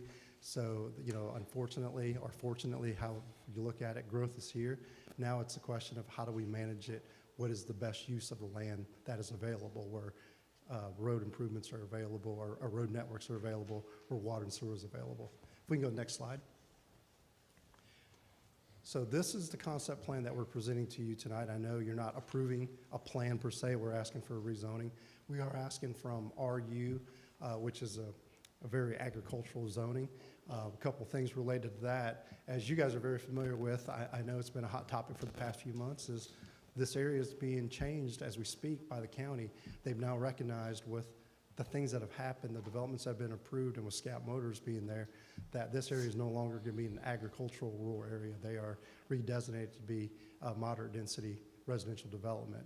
And the Kaiser piece, which is adjacent to us on the bottom right-hand corner of the property there, just received their first reading for rezoning to R2 last week. And you know, there are some other developments that are not attached to this that are moving forward as well. So the area is being developed. It's going to get challenging, as we well know. But the benefits of this is, again, about 61 acres. We're proposing no more than 97 lots. We are asking for R5 with the consideration that we will go to BZA with successful rezoning, with your blessings of it, to try to seek it as a conservation subdivision. We think there's a lot of merit in that. And what we presented to you is a conservation idea of what we can do with it. What we wanted to do, based on talking with Mr. Driggers and Mr. Wilson, was why don't we preserve environmentally sensitive areas instead of just, you know, mowing down all the trees and try to make a quality development. Here, what we tried to do in the concept was make every lot feel like it's an open space lot. So yes, these aren't big lots, but it's going to be the same product as what an R5 does. And we're not asking to do anything more. You know, I know R5 is a very loose use allowance. We're here to just ask for single family detached, and we're willing to make it a condition upon ourselves if that's allowed. We would have to defer to your town attorney for that to make sure that's all it is. And again, no more than 97 lots, period, which is a density of about 1.6 units per acre. The only two things we would ask for going to the BZA that would be different than the standard R5 base is a reduction of a lot width from 60 foot to 51 foot and a reduction of the side setback from 8 to 5 feet. It's the exact same product. So if we had a 60-foot wide lot, we'd be building the exact same product. It's going to be a 40-foot product here. I think the question would be why conservation? And again, I think it kind of speaks for itself. There have been some developments that we talked with Mr. Wilson about where it was done through traditional development, whether it's R12 or something of that nature. The problem with that you currently have is that your ordinances don't require tree preservation, not much conservation.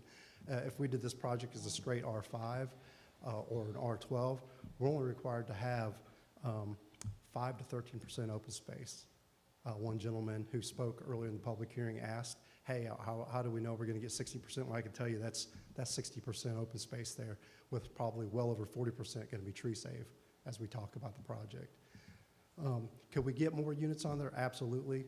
But the whole idea of conservation, again, is to be smart with it, make use of the land appropriately, and save the things that need to be saved, rather than just clear cutting everything and trying to just put as much as we can on there. Let me just double check my notes, make sure I've covered everything. I think if we could flip one page over, if you'll hang right there, that'd be perfect.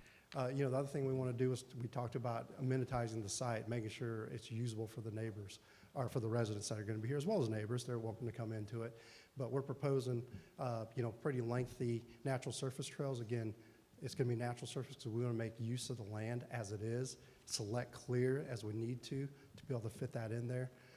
We're proposing a dog park up near the entrance to Fulmer with a natural surface trail there. That dog park will probably range anywhere from 5,000 to 10,000 square feet.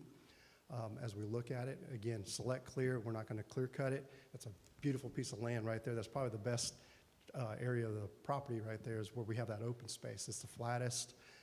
It's got a lot of trees on it. So we think it's a good use to keep it as open space and let it be enjoyed by the residents.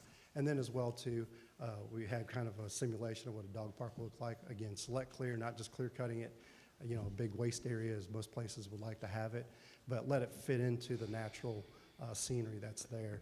and be as little of an impact as we can on the residents as well as adjacent property owners. And then if we can go to the next slide, we just kind of wanted to illustrate that one right there. We want to keep the pond in place. That was one of the things Mr. Wilson was excited about. He's a big fisherman and nature lover, was, hey, we're going to keep it totally intact. Can we get rid of it? Absolutely. It's small enough for us to go ahead and take it out and fill it and build homes on there, but we don't want to do that. We want to take the surrounding or the natural beauty of that area, enhance it, and provide a pedestrian path there and let them enjoy it. So we're going to propose a gazebo or pavilion overlooking that pond, making it a focal amenity of our development there. Okay, next. And then what we kind of want to do is, we're not a building company. South Fork Ventures is a developer. They like to plan and get the designs approved. But what we were looking at was, hey, what type of architecture are we looking at? This is kind of representing what we want. We don't, we're looking for things that have good porches on them, good enhanced stoops. We're looking for garage doors that aren't just mono white doors that you see. We're looking for people that will have mix of material options, brick options. So we're going to be selective on what builder builds in this Blythewood project. And one of the things we had decided early on too is we're not going to allow vinyl siding, period. So the baseline is going to be, we'll say generically hardy, not the brand, but generically hardy board. So fiber cement, so no vinyl siding. That's an internal requirement that we're going to have. If we can flip to the next one. And again, looking at the building partner, we just kind of want to illustrate what type of things are we looking for. We're looking for builders that are going to give nice options to have, granite marble countertops, looking for molding options, looking for tray ceiling options, something that just enhances and doesn't look like a typical production subdivision, if you will. All right, Tristan, anything you want to add quick? Yeah, so thank you all for your time, and residents, thank you so much for your time as well. One of the main things because we've spent a lot of time here over the past 2.5, 3 years in Blythewood and in Richland County, just this whole area as a whole, spent a lot of time with the residents and heard about the concerns. And one of the key things specifically from the town of Blythewood that we heard was the conservation green space, the walkability of communities, and for the ability to have that sense of community and be proud of the neighborhood that they're living in. And we really think that we honed in on that with those nature walking trails, with the mature trees and select clearing. So to kind of go into a description about select clearing versus clear cutting. Well, with larger lots, you're going in and you're clear cutting, so that way you can pad the lot, you have your swells, all these things. With select clearing, you're able to go in and specifically cut exactly where you're going to be putting your roads, specifically cut exactly where you're going to be putting your lots and setbacks, and then preserve the rest of it. So rather than going in and, hey, sure, we got larger lots, but there's no trees, well, sure, these are going to be some smaller lots, but we're also going to have the nicer amenities, as well as be able to really create that sense of nature, being outside, being able to go to the pond, walk to the pond, the dog park, and being able to enjoy the community as a whole, and really have that sense of conservation, especially with not a single lot backing up to another one. So we're very, very proud of it. Been doing this a long time, as Brandon said. I worked for my father. He's been in this industry for 40 years. We've done a lot of development all over North and South Carolina, and I can say that this is definitely one of the more thought process that we put into the type of project that we're building, and specifically relating it to the community that it's in. So again, we thank you guys so much for your time, for your consideration, and just the ability to be here tonight. So, and if I could just, I guess, kind of clean it up and wrap it up from our side until you have questions for us is, one of the things that this project will also do is provide connectivity. South Fork Ventures does have the contract on the 315 acres that are to the south of this. That was rezoned as R3 last trail system that we're going to have. The other part too that I heard tonight was traffic. We did do a preliminary TIA when we did the Mount Valley, Richland County side of things, but we've had multiple meetings with Richland County Public Works Engineering just this year, in addition to the previous meetings we had. We will be doing a composite TIA that'll include this project along with other things that are happening, including our other ones. So when we look at the traffic, we are going to have a comprehensive review done both by the SCDOT and by Richland County to make sure traffic's been mitigated for. And the other thing that we wanted to do was address the issue that we noticed when we were doing the Richland County rezoning. We met with Abney Hills a couple times, and the one complaint we heard over and over and over was they only have one access. As you know, their secondary access is gated right now to Mount Valley, and they're not able to get out. So they have one access for what's going to be 350-something homes out there. We're going to provide them connectivity, give them access. We're talking to the folks that are doing the Kaiser rezoning right now.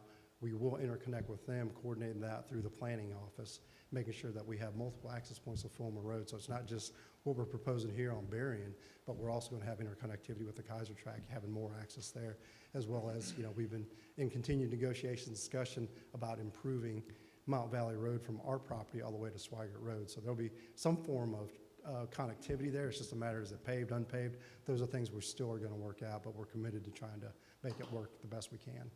So we're here to answer any questions that you might have otherwise. Thank you. I had one more point I wanted to touch on. If we could go back to the traffic slide. The overall map? Yeah, the overall map. I think it was 2. Slide 3. Slide 3, maybe. Just again, touching on traffic, because that is, of course, the location key map element that we hear about. One more up, the location map. Sorry about that. So looking at this from a bird's eye view, and really just thinking high level, dumbing it down a little bit for myself when we were going into this project and trying to attack the traffic for local residents. Scout, as you can see, is here and it's here to stay. With that, there's 4,500 new employees, as well as the local residents that have been here, their kids and families that want to come back. I'm from Clover, South Carolina. I moved away. I'm back in Clover, South Carolina. My family's not even there anymore. So I totally understand wanting to live where you grew up. And so in trying to mitigate traffic and help with 4,500 new people coming to work here every single day, it really makes sense, being that as the crow flies, it's about a quarter mile from Scout, and by the road it's maybe a 3 to 5 minute drive for the local residents to be living in our Mount Valley Road development to the south, as well as this one here if we were to get y'all's blessing tonight, and drive right there to work and minimize the traffic, especially with all the throughways that are around Fulmer Road, versus if no development gets approved and these people are now here working, they're driving up to Fairfield County or the other side of Blythewood proper over here, or down to the south to Columbia. Just again, thinking high level, it makes sense to have them work close to where they live. In order to really attack the traffic that is of concern. So I just wanted to go ahead and make sure I made more of a point of that. And again, as Brandon said, if you guys have any questions, concerns, we're here. And to the local residents, if y'all have questions afterwards as well, we'll be here to speak. So thank y'all again for your time. We appreciate it. Thank you, sir. Thank you for the presentation. Members of council, you heard the presentation. I will open the floor now for discussion or questions for the developer or the seller's representative. I have questions. Councilwoman Hovis. So, and I forgot your name too, sir. You spelled Brandon. Booster, I apologize. Your opening comment was that Mr. Driggers was, I don't know if it was receptive or doesn't seem to be in opposition to your idea, but Kirk Wilson was, but that he came around. Is it your opinion that we would take that information and consider that as part of our decision? No, ma'am. I just simply stated it because, again, just kind of understanding where Blythewood's been at for the past few years. We weren't sure how it would be received, and of course, his initial response was what I thought it would be. Which was positive, is that correct? It was not positive. He was more of a baseline. Hey, let's go R12, R20, something of that nature. But as we kind of talked about the merits of what a conservation subdivision can be and what it does benefit-wise, he started understanding, hey, maybe this isn't a bad thing. And it's not a huge project. It's 60 acres. This wasn't the 315 acres that we have adjacent below it. So I'm not trying to sway you by what he said, but it was, I think, an important step for us to know that, hey, maybe our idea of conservation wasn't so far off. Okay, very good, thank you. And then R5, to me, is the highest density that our zoning allows for. So you didn't think that R8, R12, or R20 would be aligned with the conservation goal that you have? What I'll say is that currently in your ordinance, R5 is the only one conservation can be done in. So to do conservation, we have to be zoned R5. Well, then you just taught me something, I appreciate that. And my last comment is, I work in Rock Hill at York Tech, Yes, so I ma'am. commute up and down side. I have a lot of students from Clover, so Yes, it's not a ma'am. problem to me. I rather enjoy it. So I'm not sure that it would really cut down on traffic because people would have to leave the home and still congest Fulmer Road to get to their workplace at Scout. I think maybe you were referring to cutting down the traffic on the interstate. Just all around, because there are some through roads from Fulmer Road, like 321, Swaggart Road, Lorick Road, Wilson Boulevard, a lot of different thoroughfares that allow you to get around that traffic if Fulmer were to be backed up. I've spent a lot of time on Fulmer Road myself over the past 2.5 years, and again, we also have to do a traffic impact analysis from our developments that'll say if it needs to be upfit because of the residents that would be coming from an approved development, and the preliminary one came back with nothing from our development to the south. We'll be required to do the same thing with this one if we were to get through. And I think that there is a lot of access roads off of Fulmer that could allow for people that are local and know the roadways to get to work different ways. But no, ma'am, I totally understand where you're coming from. If you know where 274 is at, from Newport up through Lake Wiley, we now have a 900-acre data center, and you know, am I super thrilled about it? No, ma'am, I'm not. But like I said, I'm from Clover, and no one even knows what that is. But if you say Lake Wiley, they're like, oh, gotcha, okay, I understand. So I totally understand where you're coming from and can appreciate it. So. And I think, not to speak for Tristan, but I think the point of the discussion is that when we look at development, you know, Scout is going to generate a lot of employment opportunities. People are going to need housing. And so when we talk about resources, looking at the best use of it is, if we push it away and we continue to develop only in the county, well, those county residents are still going to impact the town of Blythewood. They're going to pass through your towns. They're going to pass through your roads. They're going to have that impact, but pay no taxes. But at the very least here, at least you're capturing back some level of value. You know, what that value is, I don't really know. But it's better for them, in our understanding, for them to be paying taxes if they're going to be traveling and impacting the town infrastructure. Thank you, Councilman. I'm sorry, I'm looking. Ms. Fripp has. Ms. Fripp, go ahead, ma'am. Thank you for coming out. And I think, I'm not going to say heartburn, but one thing that I've heard from a couple of the developers, of course, everybody wants to talk about Scout Motors. You know, my position is everybody who works for Scout won't be living in Blythewood. I don't live a mile from where I work. I don't know anybody in my neighborhood that lives a mile from where they work. And so I feel like that is one of the selling points that, you know, you all are saying. So of the 97 lots, you would assume that the majority of the people who buy in this neighborhood are going to be Scout employees? No, ma'am, we don't imply that at all. What we're saying is, you know, at least it provides an opportunity for them to buy a home here in Blythewood. Sure. Again, not everyone's going to be able to afford to live in Blythewood. Right. Development's expensive these days. So, but what we were thinking of, you know, is it going to be your average warehouse worker? Maybe, maybe not, depending on what his or her spouse does. But when you get to the mid-management levels and things like that, you know, they may look for something that's a little closer to the workplace that they can live in and move into. So is it going to be, you know, the majority of them work at Scout? Absolutely not. But does it provide them the opportunity? Yes. Okay. Thank you, ma'am. Councilman Brown. Thank you. Thank you. Gentlemen, thank you for coming. So you're from South Fork Ventures and you're a developer. Yes, sir. Are you also a builder? Are you actually going to physically build the houses on these lots? So you're just going to prep the lots and then sell them off one by one to, I'm assuming, somebody like a Mungo or Stanley Martin or somebody that builds houses, D.R. Horton, what they do? That's what we do best, yes, sir. Okay. That's what we've done in the past. I personally have been looking into getting into building, but no, sir, as of yet, we have not done that. Tristan, the gentleman to your left, I forget his name. Brandon. I thought it was Rick, and I was That's like, all you right. guys are related? It's harder to remember, that's crazy. Don't let the Asian face fool you. I do have an American Well, I mean, name. it says Rick and Tristan, so I thought this was, yeah, anyway. Rick is my fault. You said something very early on, that this is a concept plan. And I think that's very important for the public to understand. is that's what you're proposing, but that isn't necessarily what you're going to do.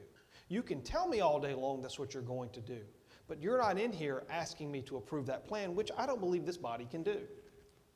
But we can approve a rezoning. And then once that toothpaste is out of the tube, it can't go back in. That's the danger of what you're asking us to do.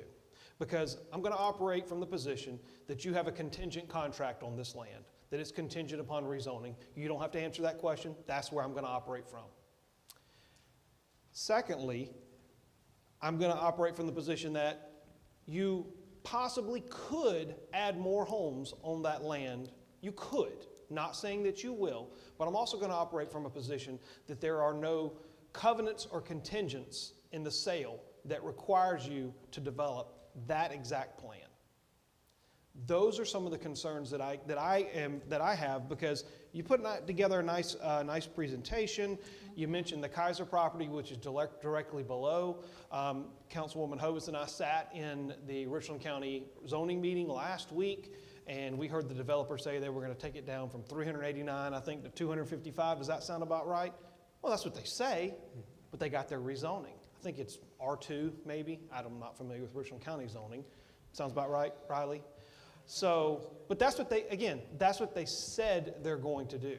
Yes, sir. Once you get your rezoning, you can take that plan and toss it out. You mentioned there's another 300 acres, 310 acres that you probably have a contingent contract on, kind of to the, what's that, south? To the south, yes. Southwest, I guess. No, I was never good with east or west. That you're going to incorporate in there. So you've got 60 acres here. There's 157 acres to the south. I think that Kaiser property was around that. You got 310, so that's what, like 600 acres. If you do 1.6 houses per acre, that's about 1,200 homes, more or less. That's a lot of houses right in there, sirs. A lot of houses. Yes, sir. And Fulmer Road is a 2-lane road. Richland County, I don't think I've ever seen them disapprove anything. They take parcels, they chew them up, and they shat them back out. And it's the residents here that are left with the pieces when Richland County is done. I mean, I would ask you if you'd consider annexing that piece to the south, or the piece that you've got in there, but I don't know if we can do that. But the point is that you're asking us to push the toothpaste out, but there's no way to hold you accountable once that's done. You can say, we'll apply for a conservation easement. Okay, if you do that, who's going to manage that easement? That's the question. Is that going to go to the homeowners? Is it going to go to, you're going to set up a conservation? I don't know the intricacies of that. Maybe Pete could update me offline. Not now, don't worry. But I just have concerns going to R5, and I'm not going to steal his thunder, because Councilman McKendrick and I talked about this earlier. R5 isn't something that the town of Blythewood has historically looked favorably upon. And I can tell you, I live in a neighborhood that, it's Oakhurst. I don't think you could hit a golf ball, but come pretty close. And we were R8 for the longest time. Now, the benefit that we had is that we were on septic. And you can't build a house on 5,000 square feet with a septic tank. You know that. Mm-hmm. So our lots are all 3/4 of an acre bigger. I think the average lot size in our neighborhood is about 0.92, 0.93 acres. I guess for lack of a better word, we downzoned from R8 to R20, and we rezoned all our parcels and some subsequent parcels that were in the back of the neighborhood, which took the number of homes they could put in the back from maybe 13 or 14 down to 8, 4 and 4, and we stubbed it out. And that was a great compromise for our neighborhood. Now, but there's also a neighborhood behind us that's still currently zoned at R8, and it's going to look similar to this. A little bit larger lot sizes, and they're on sewer, so you can do that. I just have a lot of concerns with rezoning rural, which I believe most people move to Blythewood for that rural feel, going backwards to high density. And you know, it says natural surface trail illustration, dog park illustration, pond amenity illustration. I'm just concerned that the word illustration becomes an illusion. That's where I am. Those are my concerns. And you're welcome to respond. Yeah, Mr. Brock, Absolutely. if I could. Sure. And I'd kind of offered this earlier, but, you know, again, what's the mechanism that the town is, you know, is agreeable to? And this would be a question for, you know, town attorney. Is it a development agreement? Is it a, you know, can we offer, in some places in South Carolina, we've been able to offer conditions that be stipulated as, for the record, that actually holds you. So we could offer that at a concept as a stipulated record. You know, for that, we could offer that we're not going to have more than 97 lots. We can offer that we're not going to, yeah, it's single family is the only use we're going to do, and they can be conditioned. But again, I would have to ask legal to tell me what's viable. But we're willing to enter a development agreement if necessary to assure you we're going to do those things, and we can't do anything more than what we're showing you tonight. So we're not here to just, you know, show you a dog and pony, and then we're going to do something completely different. We're committed to what we propose. But you do understand where our concern is. You say, I'm in Fort Mill, Rock Hill, you come down, you prep your lots, you sell them off, and then you take you know, your spoils, and you go back to Fort Mill and Rock Hill, and then we're here to pick up the pieces. Correct. No, absolutely. I understand your concern. Yes, sir. 100%, but that's what we're offering. If there's a legal mechanism we can do to make that assurance, we'll be glad to look into it with you. Are there any conditions in the request tonight? I believe the answer would be no. Give me, It's just a straight R5 rezone request. yes. Okay. Thank you. Mr. Poland, our incoming manager, has something to add to this conversation. Sure, I was going to say that I know that in many of the towns I've worked in, I've offered conditional zoning, just worked it right into the ordinance. I mean, you could do a development agreement, the lot is large enough to do that if that's something they're amenable to. But what I've often done, especially on a development that is rather small, it's only 90 units, just say, you know, we were rezoned to R5, but you can say the maximum number of units shall be, the minimum amount of undeveloped land shall be, amenities shall include. You know, if these things aren't in the plat at the time that the town reviews that plat, then they can't go forward. But if the plat shows that, you know, these are the lots, this is the land that's being saved, then there would be legal protections if that is the major concern for the rezon. One other question while we're here. Did you draw any plans that would develop the parcel at an R8 or an R12? We did not, just Okay. because. Because you say green space, and I get it. Green Correct. space can be somebody's front yard. Correct. It's just not It open can be, space. but with the way the topography is, you know, the environmental nature of what we have here, this was the most compact plan where we just don't have to clear the entire parcel to get X number of lots on the ground, quite frankly. I mean, you know, the topography is not overly gentle in this area, so there's gonna be some level of grading, but what we're trying to do is compact it down, get the reasonable number of units we can get out of it, because our intent is we're gonna bring sewer all the way up to this property, so we are gonna bring sewer. We got that as part of our planning. And Mr. Brock, to your question, you know, Tristan and I have been involved in this area since summer of 2024. And while we got the rezoning done last summer, we're not trying to rush anything. We're trying to make sure everything's cohesive, everything works together before we start going to formal presentation of plans and trying to move forward with development. Creating a great community, a home for people to live in, and hammering home at the points that we've heard from the town from the very get-go of being in conversation with everybody, which is walkability, conservation, and being able to feel like they're in nature within their community. And the key to not doing that is clear cut. And the other big thing too that I think Brandon made a point earlier that I'll go ahead and say in front of everybody is, could we fill that existing pond and build homes there by right? Yes, we can. We don't want to do that. We want what's on that piece of paper right there to be the community that we build, because we do. I'm just getting started. I've only been doing this 6 to 7 years, and I don't ever plan on being in any other industry, and I don't ever plan on living outside full time of South Carolina. So I'm gonna have to be here for, God willing, I'm gonna have to be here for a very long time, looking at the communities that I was a part of creating, and I take a lot of pride in that. So not that that carries any weight, per se, but I just always like to go ahead and voice that, because at the end of the day, my father raised me to be a good man, and a good man is a man of his word. And so that's the plan, and that's what we plan on building if we were able to get y'all's blessings. And we're happy to enter into an agreement if that's what it it takes to say, hey, we're not gonna exceed this amount of lots and things of that nature, so. And, Sir, go ahead, sir. well, I was going to ask too, and Mayor Griffin, this is, I guess, a question for you. We kind of heard that maybe there was going to be some fire needs out this way. Is there a need for a site? That's one of the things we would be amenable to do as part of whatever agreement or assurance we have here, is to work with you to provide you a site on Fulmer Road so you guys could have fire service out that way as well. So since you brought that up, that was going to be one of my things after I let Councilman McKendrick go. I'm going to pause right there. I'll let Councilman, he's been waiting. Okay. Give him the floor for a moment and let him ask you guys questions. I certainly appreciate you being here. Thank you for your presentation. I think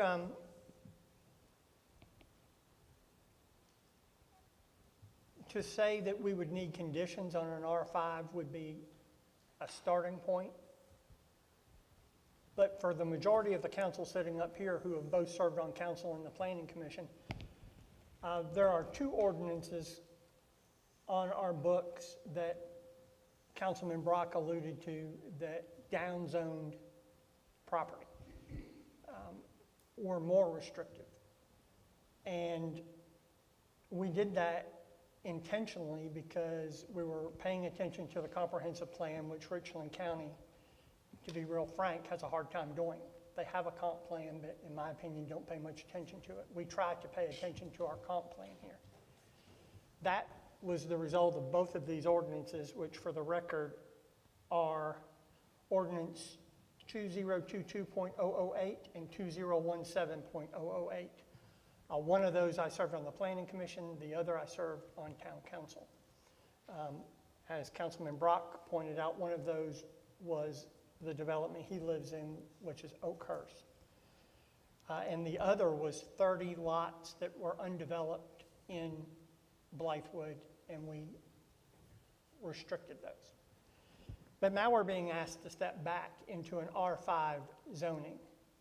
And I understand what you're saying when you can't do a conservation subdivision on anything but R5. Go R10 and don't build as many houses in R10, but your lot size is bigger. I mean, yes, I like open space, but what I don't like is what you're doing. And then what we aren't talking about, because it's not within our jurisdiction, are the gray shaded areas, which Richland County just passes first reading. Massive zoning right on our border. To your earlier point, there's going to be new houses there close to Scout to build our tax base. We don't have a tax base. We get H-tax, A-tax, building license, business license. We won't earn any taxes from these rooftops in property tax. Richland County will. The town of Blythewood will not, because we have zero millage. The other thing is, when we develop a comprehensive plan and we ask our citizens for their input, and they come out here and they pour out what they would like to see in a comprehensive plan, which for us is a 10-year period. Most towns, cities, municipalities, 10 years, you update it in 5. That is a grueling, grueling ordeal. I did it on the Planning Commission, and then we did the update when I was on council. And I want to point to a couple summary findings and key points. And I don't know, did you have a chance to look at our comprehensive plan? I mean, it's okay to say no. I think we looked at it, but it's been a while since I looked at it.